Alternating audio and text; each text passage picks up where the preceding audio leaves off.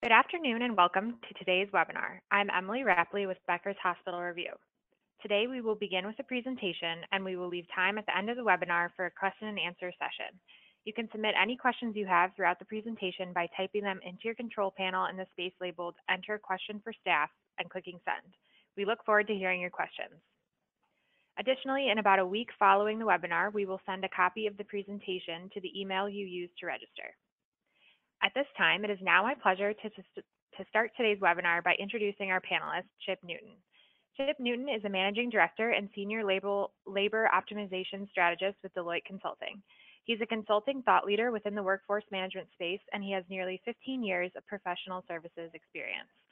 Mr. Newton is a savvy, client-facing professional who has negotiated, developed, and directed program strategies, business systems planning, and complex workforce management implementations for Fortune 100 companies. He has a reputation of solving a client's complex business problems, leveraging creative approaches, and delivering measurable results. Chip helped pioneer and launch Deloitte's workforce management practice and associated product line, LaborWise, which is Deloitte's labor analytics product on the market. Prior to joining Deloitte, Chip held a long-term senior consulting position at Infor Global Solutions, Lawson Software USA, and Marriott International. Chip has been with the board of directors of Aid Atlanta for over 5 years. He was recently elected as the board's chairman. He and his partner Jeff live in the Old Fourth Ward neighborhood of Atlanta and spend their leisure time traveling or relaxing at their North Georgia cabin. I am pleased to turn the floor over to Chip Newton to begin today's presentation. Thanks, Emily. Appreciate that very much. Welcome, everyone. Thank you for joining.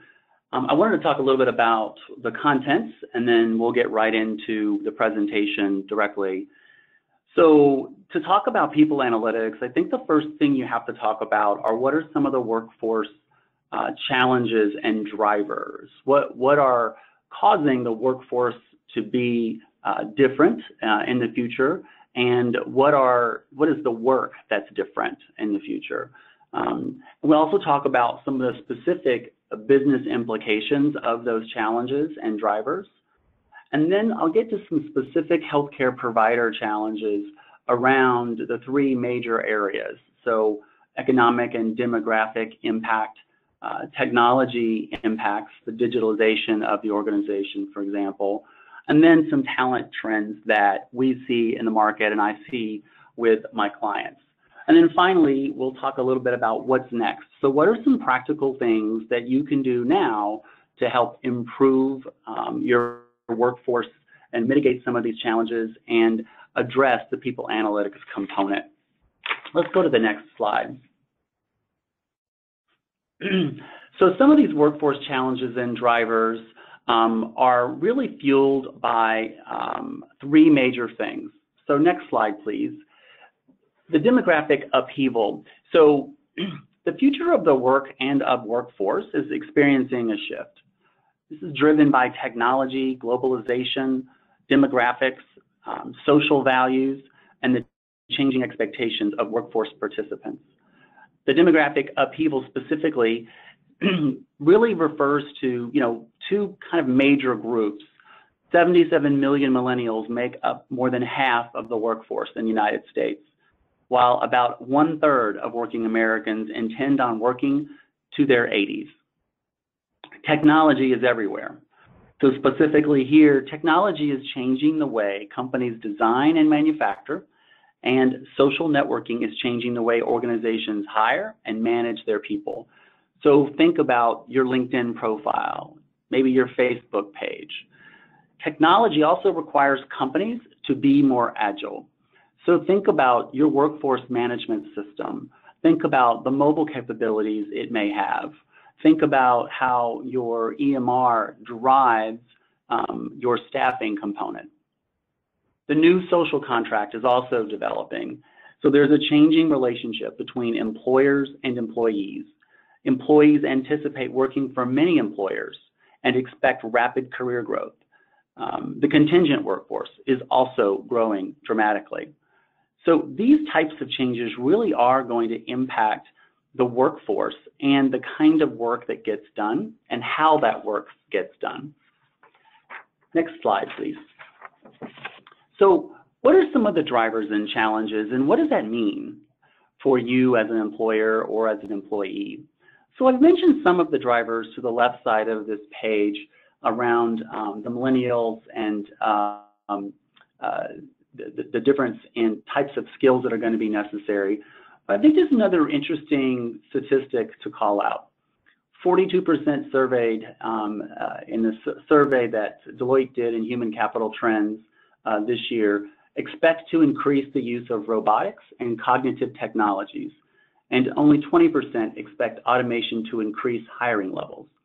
We'll talk more about that specifically and how that's really impacting how work gets done and what it means for your existing workforce, because it surprisingly doesn't mean tons of jobs are going to go out the door necessarily.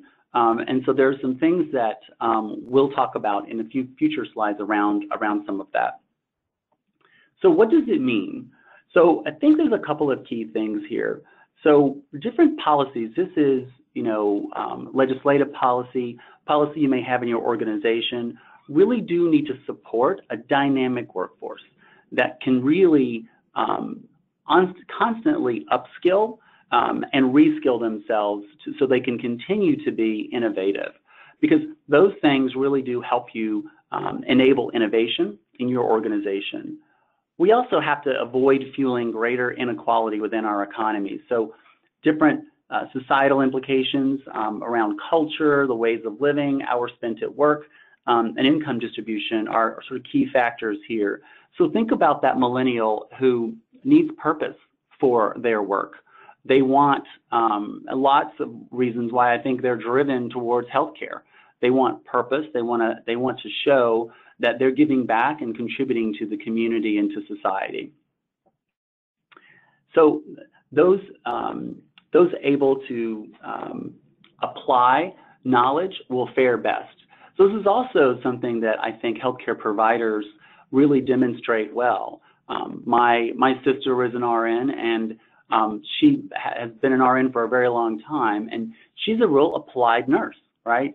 She knows because she's done it a million times, whereas she would fully admit that some of the new nurses coming in are probably more what she would call book savvy, meaning they learned the chemical compositions, they learned more about the different parts of biology and even some of the psychological effects that really weren't in her curriculum.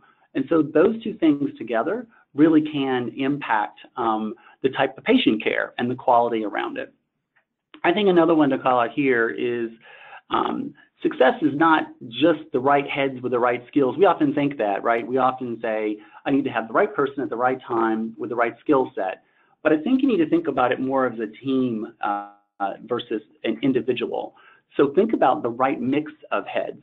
This is particularly true in surgical areas, right, where there's a team of people, docs and nurses and other clinicians, who are really part of that individual's case and the workforce that delivers their patient care. So that's also how we would see you actually impacting others. This is more of a team than it is an individual. And then this last one, the learning curve may not be the earning curve, meaning that workers have to upskill all the time to be able to really stand still financially. And that's important because how you get education to your folks is very important. You may need a more anytime, anywhere, everyone technology approach to learning versus a classroom setting, which may be a little more common for a lot of healthcare providers. Go to the next slide. So one more slide. So what are some of the business implications here? What changes are going to impact that future of the workforce? So there's technological changes, like I mentioned before, and some digitization. Technology continues to impact businesses in different ways, right? Some workers and economies are thriving and some are struggling with the new technology forces. A great example of this is in the last 15 years, the United Kingdom has benefited from a technology-driven shift from low-skilled routine jobs to higher-skilled occupations. 800,000 jobs were lost, but nearly 3.5 million have been created. In the U.S., however, technology really accounts for the loss of more than 6 million jobs in the manufacturing sector, for example, in the last decade, while 600,000 jobs are unfilled due to a simple lack of skills. And part of that lack of skills is some of those types of industries are not, different education institutions aren't generating those types of skilled employees. So, for example, in the chemical industry, you're not seeing a lot of chemical engineers getting produced out of different engineering schools the way you are, aerospace or industrial, right? And so that causes a big gap in skills for an industry that has a lot of regulation, thankfully, and a lot of work-related regulation that are important for the worker to know. And it takes a long time to get them knowledgeable, just to even run simple machines, if you're talking about bulk chemical, for example. So there also needs to be a little more discussion around the new workforce. So this means those companies that understand how the structure of labor has changed and incorporates into things like the gig economy, robotics, and cognitive technologies. Contingent workers call into question regulations and cost-effective workforce practices. And automation is going to require new skill. Some policy considerations are shift in labor policy. So we're seeing this already legislatively. You're seeing a lot of different cities enforce or begin to do more sick policy legislation that is very specific to the city in which they work. I think we're going to start seeing, based on conversations with the Department of Labor, I think we're going to start seeing a little bit more around schedule fairness and equilibrium that we are not seeing today, that will need to be measured by organizations to ensure there is equal and fairness in the schedule. So those are just a couple of examples of things I think are going to shift from a policy perspective, and organizations just really need to be a little bit more agile here. So the employee experience and learning and career development are also important, because the skill shortages have been a constant challenge, particularly in the provider sector, and education and skills will be even more critical with enabling economic growth. Organizations are responding generally by adopting new mindsets, focusing on learning and development while placing the employee at the center of the new architecture.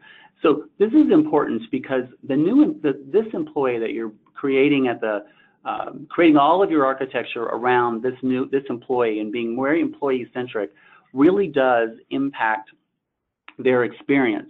At Deloitte, we call this the simply irresistible employee experience.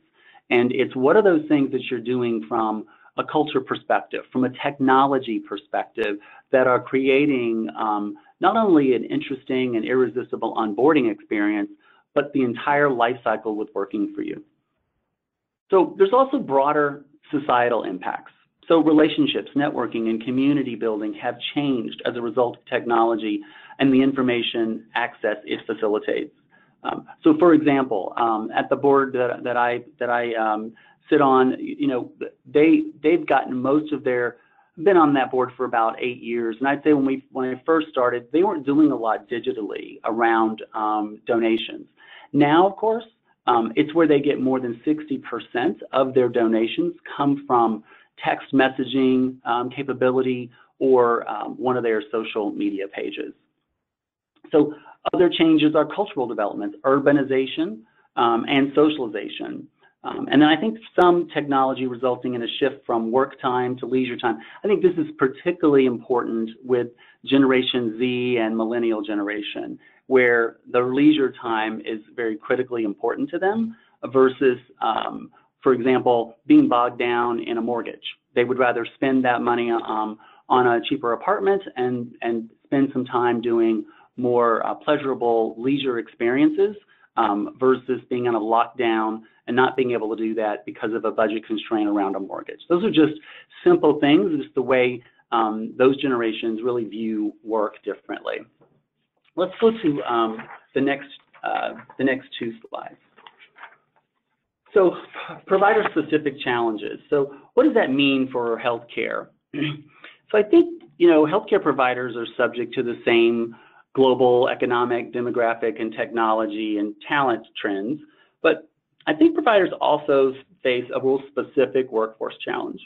How can providers improve workforce management to better meet their mandate in an increasingly complex operating and regulatory environment? Well, providers have a real opportunity to improve workforce management to make a measurable difference in the quality of care, lower labor costs, their institutional brand, and employee patient satisfaction. You know, generally hospitals that I've seen that have excellent patient ratings that deliver exceptional experience often demonstrate efficient operation. So I got a great example of a client who, you know, asked us to talk to them about their enterprise scheduling rollout, what they were going to do. So this was system and process oriented. And, you know, when we started to do some of the due diligence on the upfront, we realized they weren't really taking advantage of clinicians who were working in the same metropolitan area, but not at necessarily the same facility. So they weren't really sharing appropriately different kinds of clinicians who may have had the right skill set and may have even wanted to shift, but for whatever reason, their staffing model was very decentralized. And so they didn't really have the opportunity to A, know about that and have visibility into that available resource, and B, that they could staff them very quickly. So what was actually happening was, you know, outside of the operational nightmare that would cause, there was a significant drop in their brand institutionally in some of the markets that they served, meaning a lot of nurses would say, I didn't want to work there because I don't feel like I have transparency into my schedule. I feel like it's complicated to get staffed properly on the shift that I want, and it doesn't seem very convenient for me. So that's how that all got perceived, and it was really based on the simplicity of me being able to, as a staffing manager or as a centralized staffing, having visibility into open shifts and the people that might want to fill those, who generally are at a lower cost than those who might have been filling them in the past. Workforce management systems, process, policy, analytics, and governance are all front and center for providers. The ability to take market advantage of the data and contextualize the workforce of the future will be the provider leaders of tomorrow. So technology trends are transforming healthcare with robotic automation, telemedicine, cloud, mobility, and analytics, which is evolving these different business models and increasing and growing demand for interconnected workforce management environments. So specifically, I mentioned schedule equilibrium in the earlier.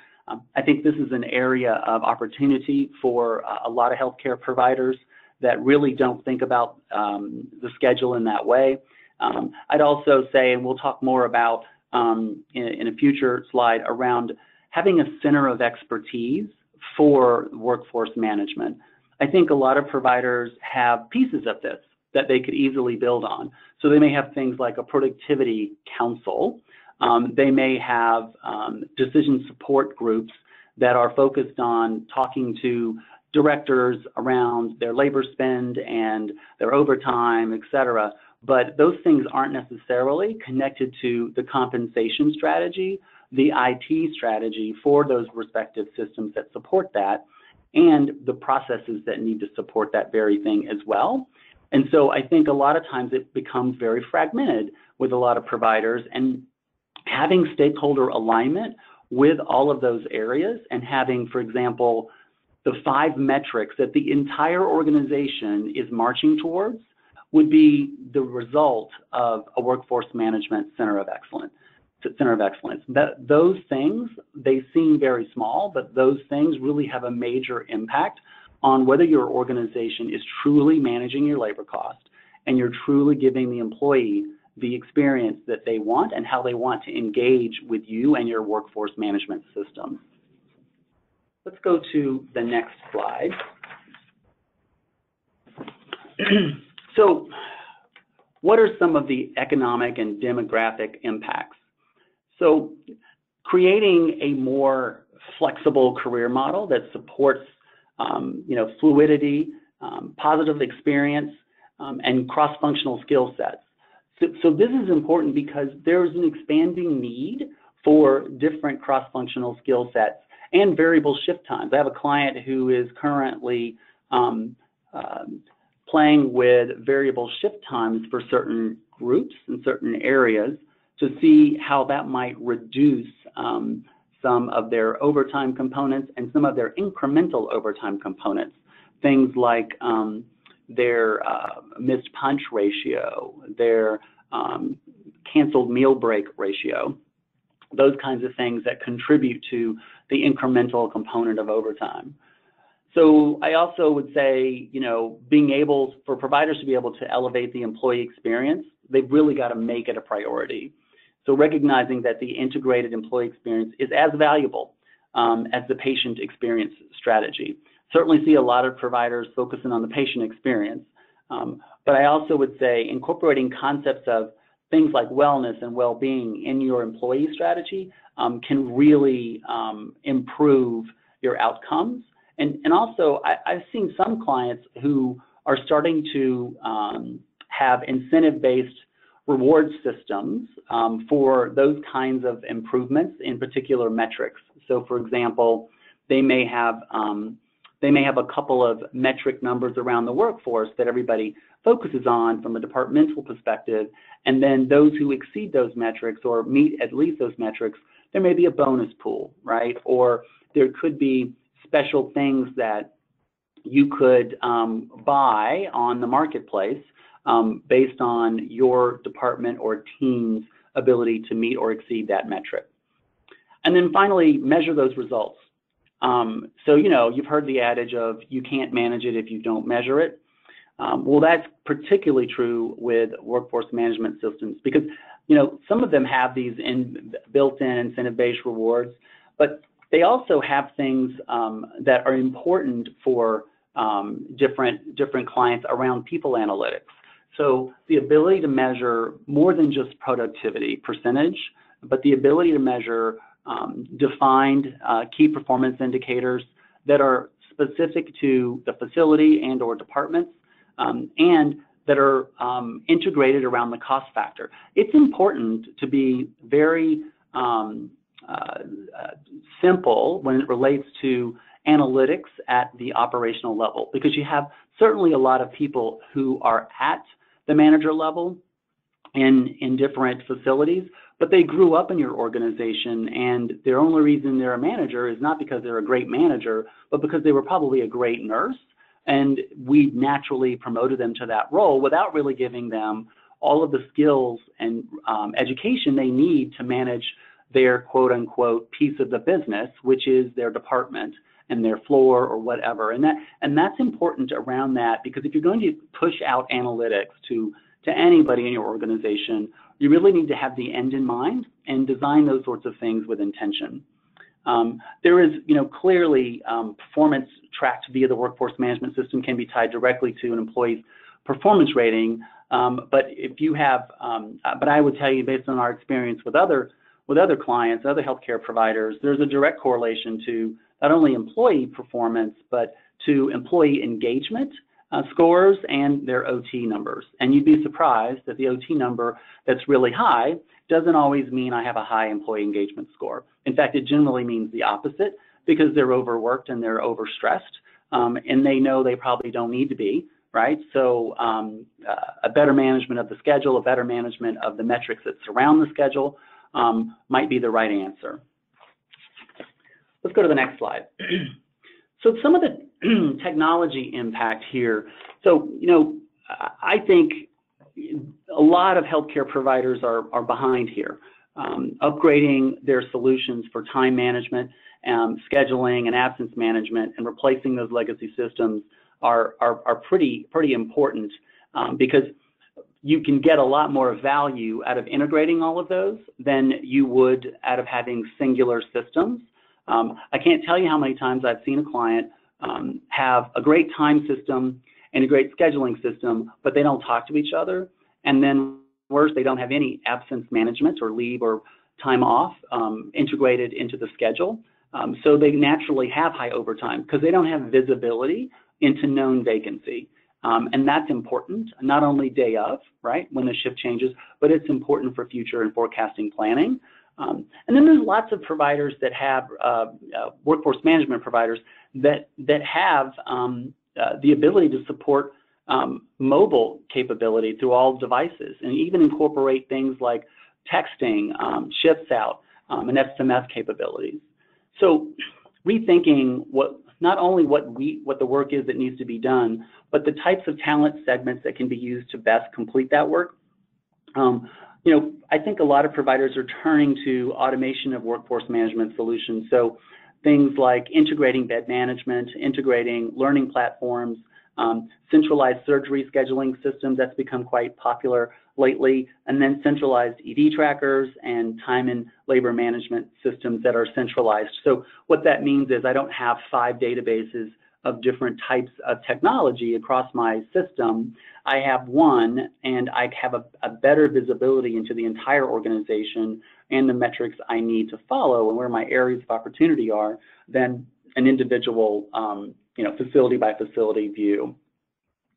And then lastly on this slide, global cloud technology. So healthcare organizations are turning towards the cloud, right, to manage. It's a little slower for healthcare organizations, but I'm starting to see a major uptick in those organizations moving their ERPs, their workforce management, and the like to the cloud.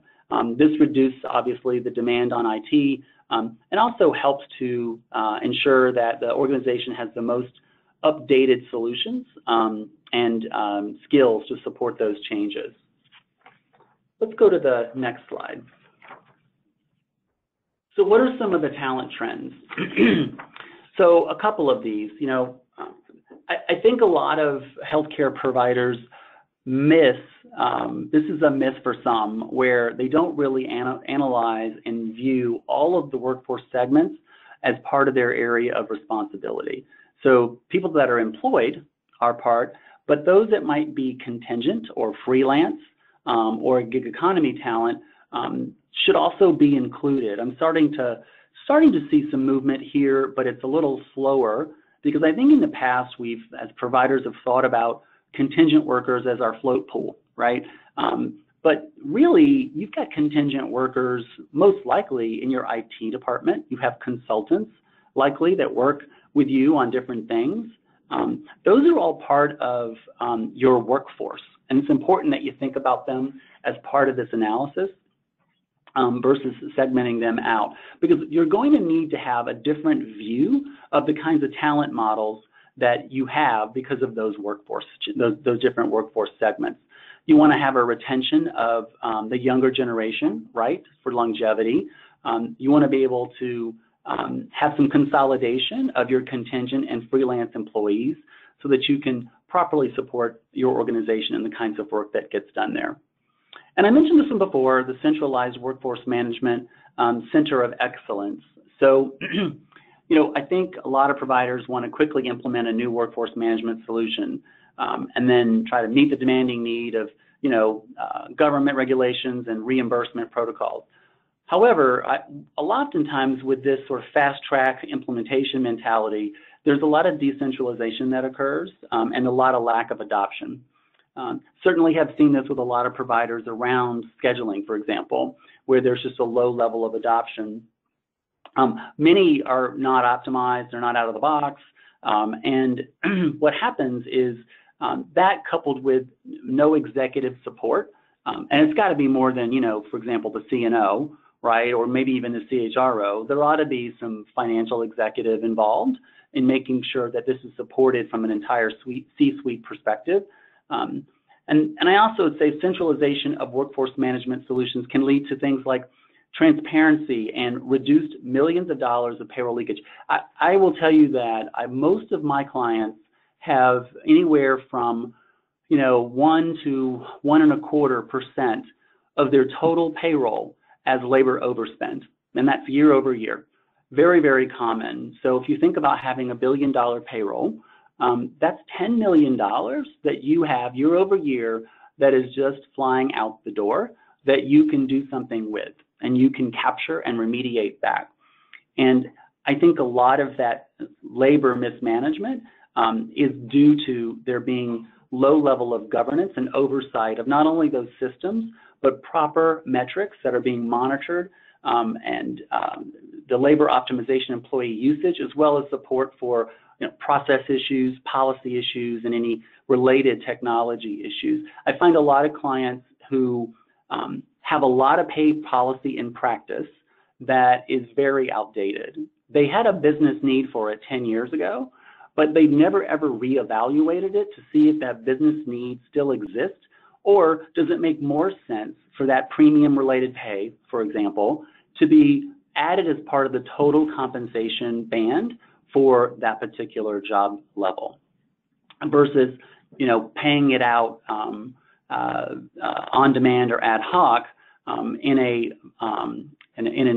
situation where it may not be as the eligibility and disqualifying criteria for that type of pay may not be as clear. Let's go to the next two slides. So what's next? So here's some things that I think a lot of providers would be able to do right now to help get them towards a better path around people analytics and the future of workforce. So establishing a workforce management COE, I think that's one area to do that, to provide leadership and governance and drive leading practice as it relates to your different organizations and facilities.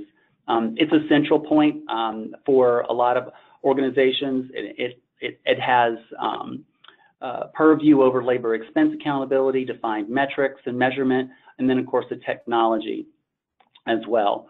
And then standardized time and labor processes. This is one where I'd say a lot of providers overlook this.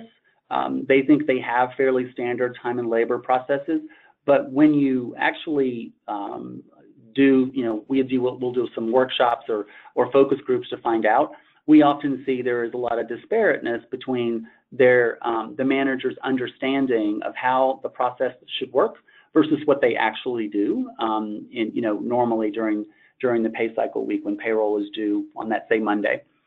I would also take a hard look at the business need around policies. I mentioned this earlier. I think there's a lot of different pay policies that might be out there in some organizations that are not harmonized across the organization, and it leads to inequality in pay and a lot of dissatisfaction, but also can lead to a lot of abuse in the application of that particular pay policy. And then finally, reviewing workforce software configuration and determining the potential opportunities for enhancements. So enabling mobility for self-service, schedule adherence, and time off management, and utilize the advanced scheduling functionality. I think there's a lot of clients who may use a basic scheduler, but they don't use the advanced scheduling, and it's so important. And while it may seem complex and daunting to do that, I think the value can supersede any of that complexity for an organization that wants a little more clarity and a more equality around the schedule. And then enabling advanced analytics capabilities for labor management costs, for optimization of labor management costs. I think, being able to have more defined and crisp analytics for the different managers of the departments and the different floors is going to be very, very helpful. Integrating workforce software solutions. So again, integrating time and scheduling and absence and analytics really can make a significant difference in some of the outcomes that you might have as an organization. So thank you for your time today. We're about to wrap it up, but I wanted to leave a few moments for some questions. Thanks so much, Chip. That was a great presentation. So as Chip mentioned, we will now begin the Q&A portion of the webinar. Just as a quick reminder to our audience, if you have a question for Chip, you can submit it through your control panel in the space labeled Enter a Question for Staff. So it looks like we have a lot of great questions coming in, so we'll go ahead and get started. Chip, our first question from the audience is, can you elaborate more on the role a workforce management community of expertise plays? Sure. So where I've seen this implemented well is it allows an organization to think like all of the stakeholders together. So I think oftentimes there's no owner of workforce management within a healthcare provider. It often falls on finance decision support, but their interest in it is about cost reduction. Their interest in it is about reporting and analytics and efficiency and productivity. But you're not including HR, who likely owns compensation. You're not including payroll, which is sort of the back-end processing of how it gets done. And then you're not including necessarily, the nursing leaders or the operational leaders when it's their people. And I guess my answer to some of that and why I think this is so important for clients to really create this governance is, workforce management systems are really the only system you have that touches every single employee in your organization. So why wouldn't you give it a little bit more governance, the same way you might govern your ERP or your EMR? It's the same kind of philosophy, and I would say clients that can start shifting towards that are really going to have better outcomes. That's a really great point. Thank you for clarifying that. Okay, our next question. What are some common areas of concern for clients who are trying to get their arms around people analytics? Yeah, so I'll tell you some of the things I've seen clients run into. So one is not knowing what the outcome needs to be. So not understanding, if I roll out analytics to a population or a pilot group, let's say, what are the intended outcomes? Do we just want better metrics? Or do we really want to impact patient quality? Do you really want to impact employee experience? Do we really want to impact productivity measures and our cost measure around labor? And what are those things? I think a lot of folks say we want those things. Those are part of our outcomes, but they don't really define what success will look like in those. So do you want a 2% reduction in overtime? Do you want a 1% reduction in missed meals? What is it that you really need to accomplish? And I think oftentimes clients will take the approach of, we already know our problems and we feel like we have a good sense of them, so we're just going to plow forward with implementing this as if it were a software, versus really taking a strategic approach to understanding truly where their areas of opportunity are. Because oftentimes, for example, when we've done the assessment work to determine that, it's not where they think it is. And it's, you really should probably end up focusing on the 20% versus the 80% of your population, because it's that 20% that really does impact largely the organization from a cost and efficiency perspective. Interesting. So it's really looking for those kind of unseen opportunities and then defining the outcomes. Thank you. Okay. Our next question, it looks like analytics is now a core workforce management technology. Would you agree with that? And if so, what would you recommend people look for in an analytics vendor? No, it's a great question. So yeah, this is a table stake. If your vendor doesn't deliver this, then I would seriously reconsider them, because it's so easy to get, right? And they're mostly easy to implement as long as you have sort of outcomes and whatnot defined prior. So I would agree with that, and I would say some of the things you want to look for is you want to look for a partner, someone who can help you through and shepherd you through the journey of analytics, because oftentimes what happens is the actual workforce management vendor, the application, they have a good product, but they may not be strategic, right? You may need a consulting partner or someone to help you think through what's really important here. Otherwise, you could end up implementing, 300 KPIs, 100 of which are not really important to your organization because it wasn't really strategic for you. So I would say if you're looking for someone in a vendor, the robustness of them is important. There's a lot of vendors out there that I would suggest have great analytics products for sure. But making sure you have a partner that you're working with who can help you think through the strategy of it all. Thanks, Chip. I think that'll be really helpful to our audience. Our next question is a great one. It's about student loan repayment. So an audience member would like to know a little bit more about elevating the employee experience and employee wellness. Are you seeing any incentives related to student loan repayment, and what would the pros and cons of that be? Yeah, that's a great question. I've actually had a couple of providers ask me about this. And so I think there are multiple strategies here that one could deploy. I do believe that it definitely depends on a number of things, the least of which is, what is your university feeder or university's feeder of candidates that are coming into your organization. And what is that cycle? That has a little to do with, I mean, are you bringing in new, say, for example, nurses twice a year, 3 times a year? Like, how are you doing that? That has a lot to play here. And then from a loan repayment perspective, I certainly see people doing the traditional, you know, you have to work for us for X number of years and we'll repay the entire loan. But if you leave before that, we're only going to pay a prorated amount of that. I've certainly seen that. But I will say adding flexibility to that loan repayment is going to be very, very critical. I'm starting to see more healthcare provider leaders add more flexibility into the repayment process, specifically around ensuring that they have the right number of hours given the schedule that they have, so a fair and equitable schedule. And as long as you keep your end of the bargain up, employer, then it's fair for me to expect to show up when I'm supposed to be there. I'm not missing 800 times during the year.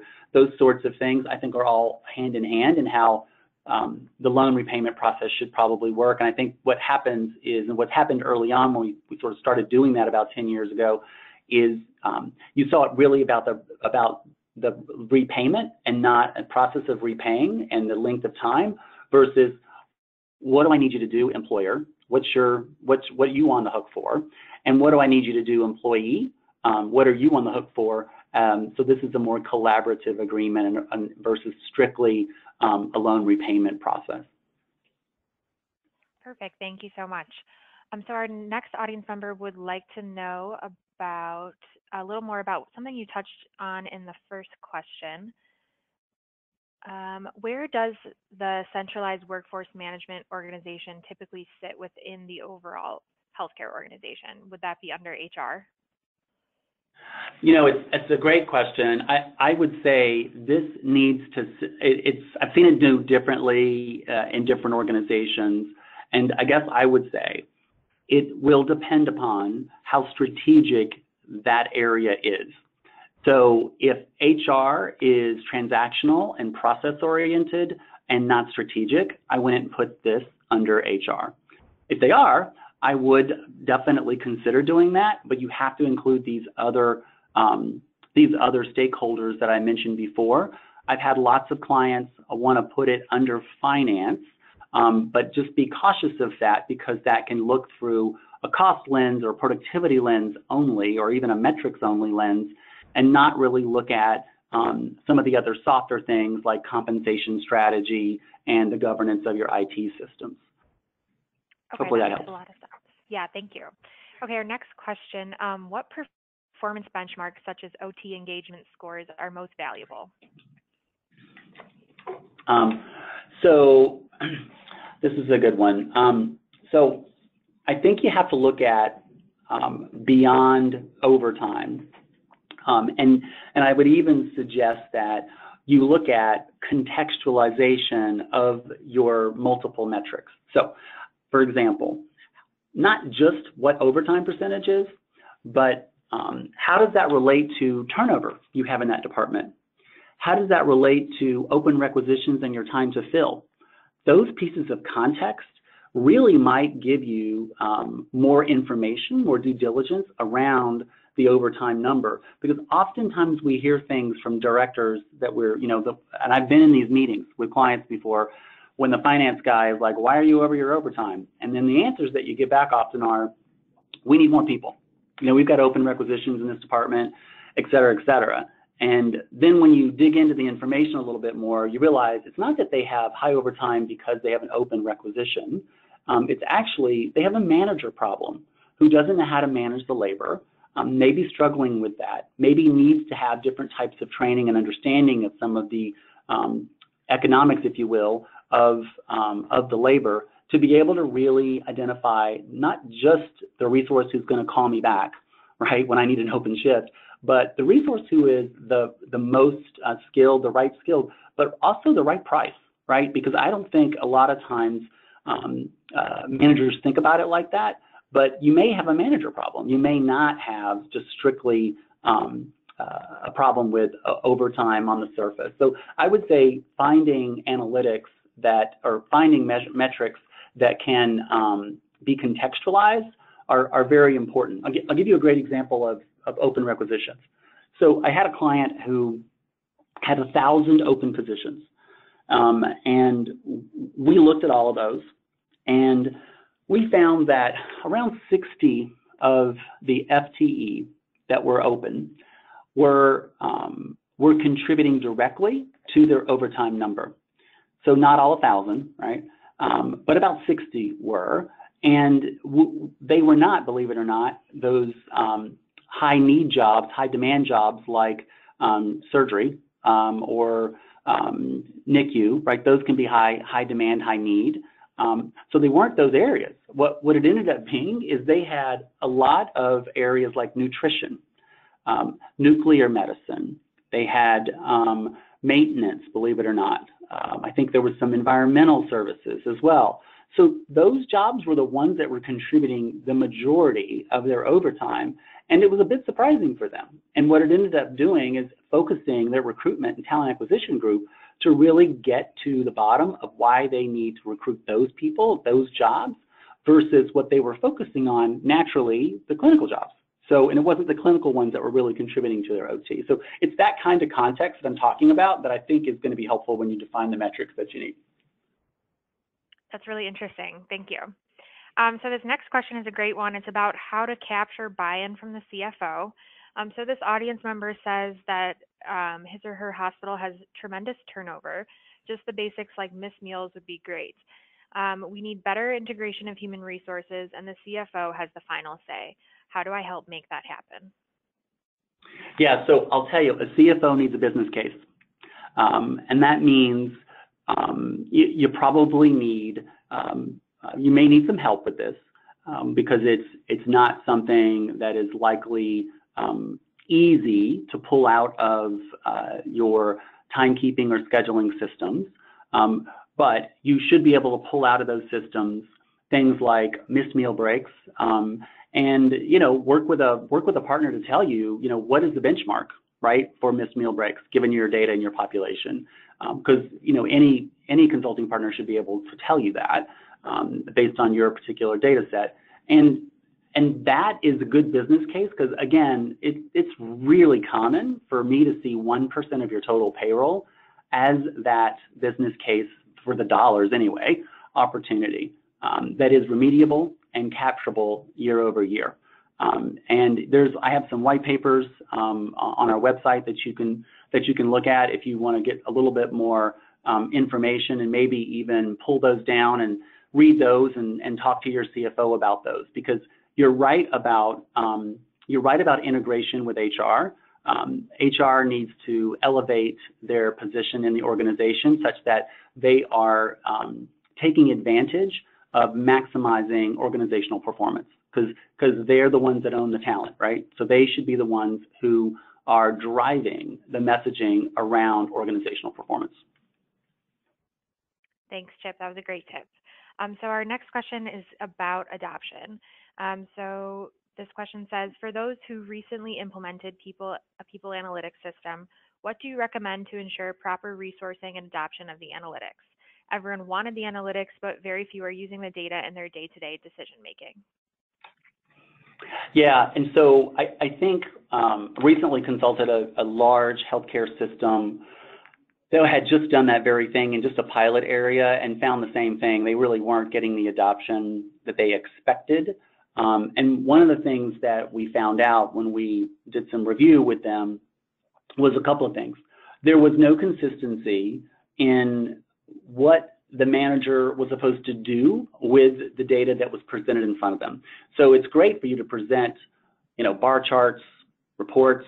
It's awesome to do that. But what's the action they need to take? And so one thing that we came up with for them, I'm not sure it works for everybody, but it did for them because they're a super complex organization, was what are the 5 things every day for 5 minutes I need you to look at as it relates to people analytics? And becoming that simple really did help move the needle on some of the real basic things like on-call callback ratio, like overtime pure overtime, not just incremental overtime. And it really did make a bit of a difference. Plus, we also recommended, a higher degree of change management and adoption through different communications that were really targeted towards the different folks. And then finally, the other thing that we noted in this particular organization was that there was no accountability at the manager level. So what? Nobody was using the products and the services that were in front of them. No one was calling them out because they weren't.